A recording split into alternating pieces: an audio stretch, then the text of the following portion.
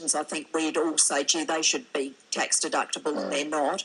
So there's been a long process to lead to some new rules. David Bradbury, our Assistant Treasurer, has worked on this. I know at one point, to be frank, there were some concerns from some churches and charities about where it was going, but I'm pretty confident in saying we've worked to address those concerns and we can get you full details of that. Fantastic. Actually, Jodie, would you mind just giving us a bit of detail on the concern that you have? Is there a practical charity you're talking about? Well, I do a lot of work involved in, obviously as a foster care, but also attending a local church, and we do a lot of welfare work.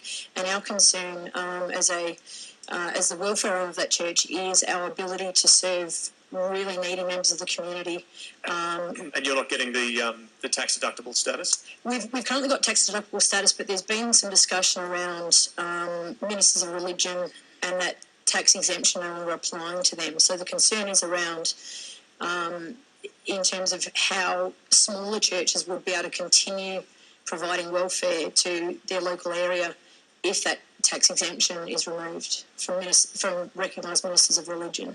Okay, so that's being looked at, obviously. And sorry, the other really boring tax question is, this is more a personal one. As a foster carer, I've been caring for 8 years, and I've in that time missed out on superannuation and all the perks that go with being lucky enough to live and work in Australia.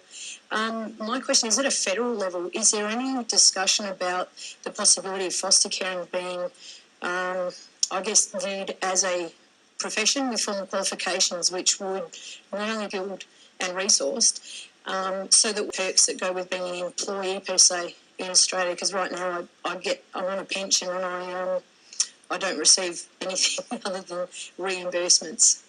So you've been a foster carer for 8 years? That's correct. Yeah, and how many kids would you have looked after in that time? Prime Minister, off the top, I think I'm at 45. Yeah. But they are beautiful, beautiful kids. Well done to you. Good on you, Jodie. Thank you so much. Well, that's I think the spontaneous applause says it all. That's an amazing contribution to our nation. So thank you for doing it. The truth is, that's a new one on me. Okay. So that's two things at this forum: someone wanting to pay more tax, and superannuation. Yeah, that's right, Jodie.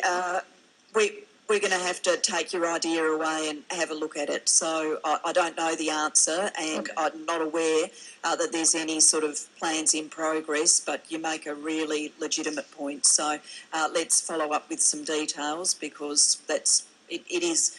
I mean, I obviously know about foster care and I know how much people do, but in terms of us extending superannuation or anything like that, that's a new take on it, and I'm happy to take it away and think about it and respond to you. I really appreciate that, because they've done that over in Britain. They actually made it a profession, so carers must attend university and cover trauma training and things like that would appropriately skill them to work with these kids that are so vulnerable and so needy.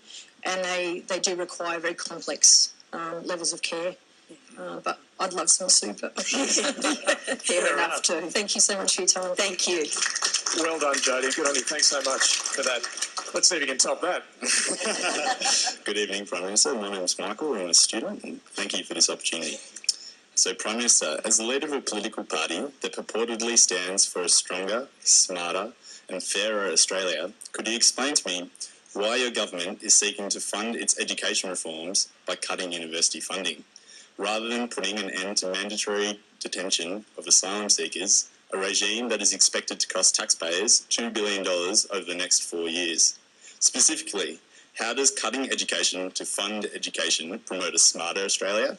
And how does locking up desperate people who have committed no crime for an indeterminate amount of time promote a fairer Australia? Reading some of the stuff, so that's good. That's a credit to you.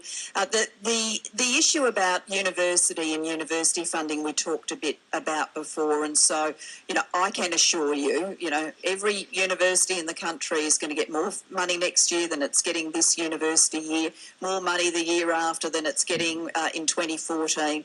What's going to happen is the rate of growth is going to be slightly slower against a 50% increase. So you might think we still made the wrong decision, but that's the decision we've made, and I'm comfortable with it.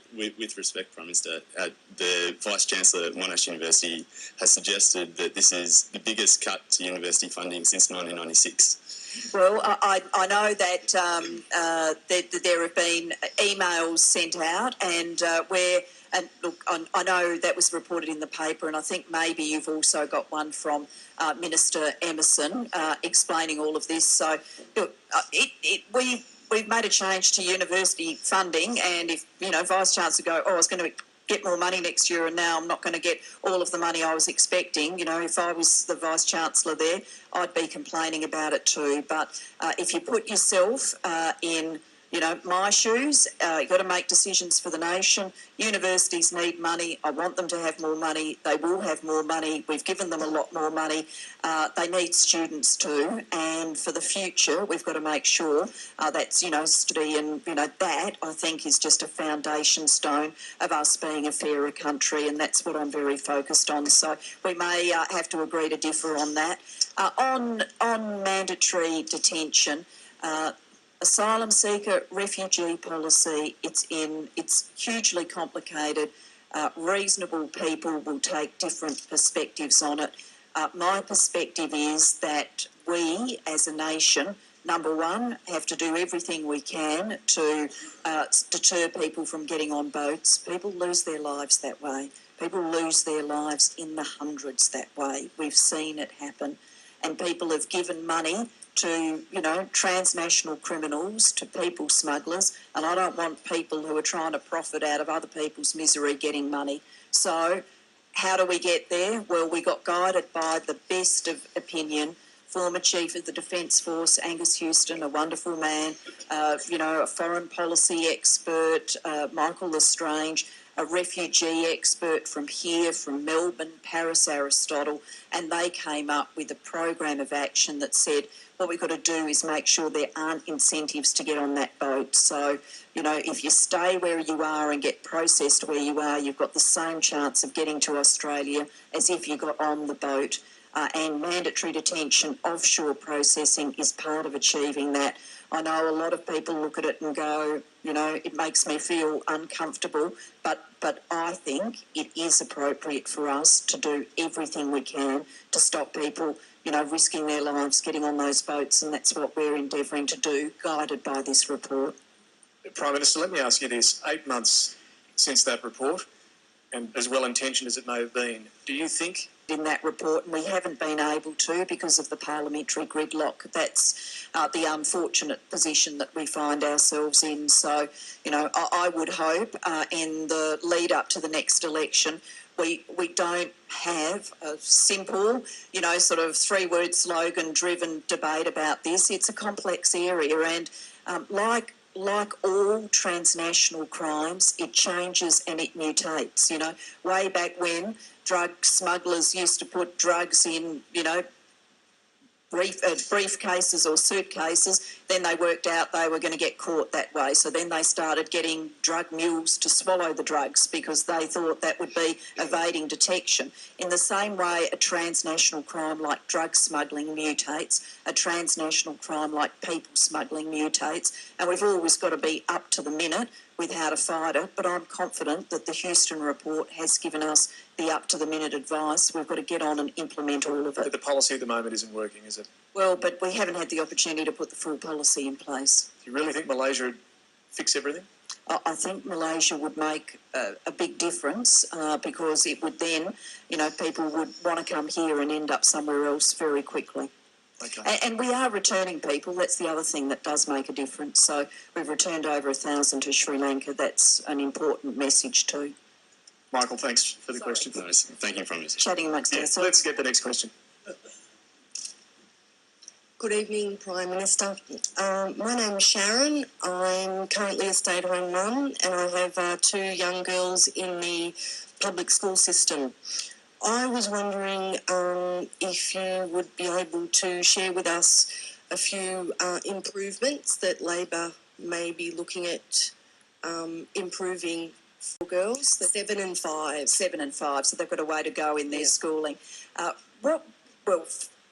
give you the story sort of quickly, what we did when we first came to office, I was Education Minister, is we made transparent what was happening in schools. That's what my school is about.